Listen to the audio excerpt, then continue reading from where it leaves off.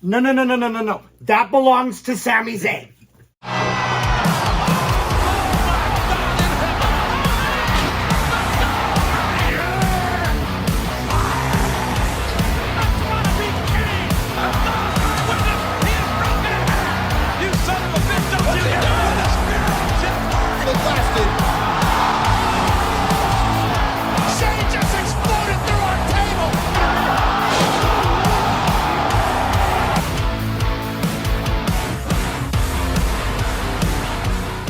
Shit morning, shit afternoon, and shit evening, ladies and gentlemen. I'm very upset, but we're going to get to that later on. We started with the Women's Chamber. This is WWE Elimination Chamber 2023. I'm pissed. Are you pissed? I'm not pissed. You but should I'm be disappointed. pissed. Women's Chamber match. Oh, we're just jumping right into Yes, it. we are, because I need to keep myself away from it before I literally explode. Okay. Women's Chamber was what we call a snooze fest. Yeah. Well, and this was kind of the issue. Zach was with us and he was mentioning this about how if you have Asuka go in too early, then she's just going to destroy everyone. Yeah. I mean, it's good that she won. It was the right winner. I mean, that's kind of one thing that I've been noticing for the most part about the past two pay-per-views. I'm not calling them PLEs. That's a stupid name. Premium live event. Stupid name. Right winner. Could have had a better ways to get there. Good God, Raquel has the personality of a flat wall. Yep. Like she's like one of those chicks from those 2002 workout videos. You know what I mean? More that all the moms do. I've had more entertainment talking to this couch we're sitting on, honestly. Yeah. This couch has a lot more personality. Maybe because Zach hits it with a plunger, fine. but other things. It was nice seeing Natalia get an elimination. Yes. Considering we're in Canada here. We're. If it's not clear by my anger already, and this massive Canadian flag, we are Canadian. So, I'm glad they did that for the Montreal crowd. I don't like how long Carmella lasted. Yeah, that's what happens. Don't like her. That's what happens when you have Corey Graves as announcing. I just love. What was that joke that Zach cracked at the start, where Corey Graves was like, "Carmella has gotten a lot more this recently," and Zach's like, "Is that your word for penis, Corey Graves?" And I'm like, oh my God. Yeah, make sure you check out the live stream and just look through some of the clips there, because Zach is hysterical. But overall, it was an okay. Yeah, it was fine. Nikki Cross just looked like a little goblin. Yeah, it's weird how many of the women have like a lunatic persona. We've got Asuka, we've got Nikki Cross, we've got Liv Morgan. Because Rhea of Ripley, kind of. Ronda Rousey. Well, Rhea Ripley, I wouldn't say really as much anymore. She definitely did at one point. It's funny. It kind of seemed like they were going to go with that with Liv, but then they stopped before they could develop it into anything. Yeah. Like, it was really strange because they had the whole thing of her doing a program with Ronda Rousey, which is a difficult thing to do. But then it seemed like they started to build up some sort of character to kind of combat Rousey. So it seemed like, okay, Morgan retains and then maybe goes against Rousey again. And you can do more with that, or Rousey wins and you continue the feud and Liv Morgan gets her rematch, and at least she develops her character more. Yeah. They did neither of those things. It just flatlined. Yeah. So Asuka wins. I'm happy to see her at WrestleMania though against Bianca Belair. She's gonna win that match. I'm calling it now. Yeah, no, she has to win that match. She dethrones Bianca Belair, especially since she's had that title for a while. Yeah. Next up, mixed tag. A pretty good mixed tag match. Yeah, honestly, the crowd interactions with Dominic Mysterio in this was absolutely wild. The amount of "fuck you, Dom" chants, just ridiculous. They literally, it was hounding the entire match. It was hard to watch the match because I was so distracted. And the whole thing that they did, actually, one more thing I forgot to mention about the women's chamber. The whole thing of Carmella constantly running into the pods after one gets broken. She kept hilarious hiding. moment. Sorry, just one thing I remembered that I didn't want to forget. And then Dom running to backstage. Just to come out again. Well, because he ran back and then the crowd started chanting. It was hilarious. Because it wasn't just that he ran away. He actually ran backstage. Like, he really fucked off. Yeah. So it was it was quite something to see that. And I was surprised that Edge and Beth Phoenix won. Yeah, me I was too. expecting the Judgment Day to keep winning, but I'm glad they didn't. Yeah. I predicted Judgment Day to win. I wanted Team Edge to win. And I'm glad that the way they did it was having Finn get pinned and not Rhea, because that was one thing. That was actually one reason why I thought the Judgment Day would win, is because they don't want Rhea to lose. And now on the topic of Finn, why is he in the match? Why wasn't it Dominic and Rhea? It should have been. That just seems like it makes more sense. Yeah. Well, and it's one of those things where I guess they felt like Dominic would be able to be a lot more involved in the match when not in it than Finn. Which he was. I'll put it this way: if Dom's in this match, you really think Finn is going to be getting that out of the crowd? No. I don't think so. However, I do think that it would have made more sense to have Dominic Mysterio in this match, especially since the rumor is that they want to do Finn Balor versus Edge at WrestleMania. Yeah. So why would you have Edge pin Finn like a month before it? Yeah, exactly. Bit of a strange decision, unless they've changed. I have to imagine they've changed their plans if that's what they.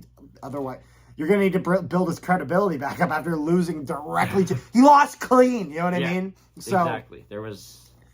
Is what it is. The next one was Brock Lesnar versus Bobby Lashley. There is nothing to say about this match. This was Brock Lesnar versus Bobby Lashley. This was a Brock Lesnar match. No. Yeah. 5 minutes, only finishers, DQ. That's how it was. Wow, great. Take my money, Vince. Yeah, well, actually, no. Vince wants his money from the Saudis, not from you. Anyways, but yeah, I mean, there's really not much to say to this. This is like every Lesnar versus Goldberg kind of a match. Yeah, it was not good. And it was just boring. And you know, I'm glad that the crowd there enjoyed it. But if I'm there, I'm just like. But okay, it's not even that the crowd enjoyed it. The pin or the DQ happened. The crowd was just dead silent. There was no honestly, boos and there was no There cheers. was this whole thing that happened afterwards of Lesnar wrecking shit. And it's funny because I remember I was talking to someone, they're like, oh, okay, that's decent. I'm like, okay, no. What Lesnar did after that match is the exact same thing that WWE does after the main event. And it's just fixing the fuck up they know they just created. Yeah. In the sense of they know they had a bad finish, so they had to have all these back afterward shenanigans, so that way you would leave that match smiling. And they didn't even use that opportunity to debut the Hurt Business. I literally said that this would be a perfect opportunity to bring the Hurt Business back, to have that reunification. And they're talking about having, I can't remember his name, in NXT, possibly joining her. Why am I blanking on his name? He tweeted about it today, too. The North American champion. I'm sorry, I'm blanking on his name. Carmelo Hayes? Yes! I think that's the name. Yeah. I think that's it. I don't watch enough NXT as I really should, to be honest. I think it's Carmelo Hayes, but I might be wrong. I watched a lot more NXT when there was Adam Cole and Kyle O'Reilly there. Sorry. And Roderick Strong. He was great. But overall, not a ton to say about that match. Then we got the men's chamber. I'm okay with Theory. I'm fine with Theory retaining. Because I feel like Theory retaining was more of a setup for a different person's match. That person being Seth Rollins. Versus Logan Paul. Because, and we'll get to that, but just because of how it ended. Yeah. It's funny. I'm okay. I'm actually, I remember one of the things you thought that, or at least you wondered about, was the possibility of Rollins winning and then Seth versus Logan for the title. For the title. You know why I don't think they did that? It doesn't need that. Because I'll put it this way. Yeah. The thing is that when a title is most useful is if it's in a feud and it elevates the stakes. You know what I mean? Exactly. In the sense of, the Sammy versus Roman thing would have been great even without the titles. Yeah. But the fact that Roman had held it for so long is what made that more valuable. But the thing is that Logan versus Rollins at WrestleMania doesn't need that U.S. title to be exciting. Exactly. However, Theory, there's a lot more that comes with that, and he's not quite ready yet. And so I think having that involved with whatever feud he goes with will be exciting. I'm curious to see who they have him go against, though, because I really have no idea. Montez Ford! Yeah, there was a couple... What, did he get 2 eliminations? Yeah, he got 2 eliminations for some reason. He was main event Montez. the third last person to be eliminated. Dove from the ceiling like a bat, which was insane. He had a couple good spots. Shows how incredibly athletic it is. It's sometimes easy to overlook how good individual talents are when a part of tag teams because you're just used to them being in a tag team. Yeah. And when you see him on his own, it's like, holy shit, this guy can hold his own. Like he truly brilliantly athletic and can really do some great spots in a match. He is good. And there are a couple other spots I want to talk about. Yeah. So there was the other one was Montez Ford, which I don't know what they call it, but it's one of the Street Profits moves where Seth held up Gargano. You're talking about the one where they hold him up in what looks like on their shoulders in like a power bomb, and then the other guy jumps and down. Correct. Breaker. Yeah, that was a cool one. Yeah. Gargano turning, Seth almost power bombed Gargano off the pod. Yeah. But Gargano managed to turn that into a Hurricane Rana off the pod. Oh, yeah. Onto everyone down below. That was sick. And then I also loved Montez Ford trying to go for the people's elbow. And then it just did not work out. Bronson Reed said that wasn't happening and got in the way. I don't know. But overall, that was a good match. Every single person in that match looked great. Yep. Except, Austin Theory kind of didn't get as involved as I hoped, but it was fine. It was good. Yeah, it's kind of funny because he would finally get up and then he'd just get knocked out again and then he'd be down for another 5 minutes, get up and then finally go down for another 5 minutes. So it was a little bit funny in that regard, but I'm okay with him retaining, no problems there. So that brings us... Let's get to the thing everyone wants to hear about. To the main event of the evening. What the fuck you don't know?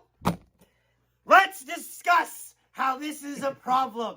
The man, you fucking Goldberged him. You Goldberged him. I don't give a shit that it's a competitive match. It doesn't mean shit. He carried the company for 9 months. 9 months. Everything went through Sami Zayn. What does he need to do to win a fucking title? He's in his hometown. He's literally begging, pleading, screaming. He's on the screen now. He's on the screen now. They got his wife to do a fucking interview. We all didn't even think he was married, but they got it. And they said, I don't really feel like it. Fuck off. They pulled out every bullshit trick in the book. Oh, dead referee. Twice. Oh, dead referee. Oh, dead referee. Oh, Jay's feeling conflicted. Let's spear his ass. Oh, Kevin Owens is returning. Let's do it after Roman Reigns retains. Bullshit. It's like that time where Biker Taker showed up and got The Rock disqualified. What does it even mean? Are we supposed to cheer? Oh, yay. The good man returned late to the fucking party. Garbage. As you were. So yeah, we would, nobody knew, just keep the camera like that. Nobody knew Everybody knew! The status of the Usos and whether or not they could enter Canada because one of them has a DUI. But I was looking at Twitter, and Twitter's Twitter, so take this with a grain of salt. But Jey Uso got officially pardoned, which is why he was able to get into Canada. Waste of a pardon! Pardon me! Unfortunately, nothing came of it. Oh my god. And now I get to stare at a dejected Sami Zayn as we finish this video. Oh my god, yeah, he's doing his press conference. Zach's kicking the wall. Hey, Zach! Hey, Zach! It doesn't make sense! Make sure... Narratives! Make sure you guys like, share, and subscribe if you guys haven't already. Why do we write stories? And catch our next video. You take me to him. Take me to the son of a bitch. Take me to him. Come on. Go, go, go, go, go.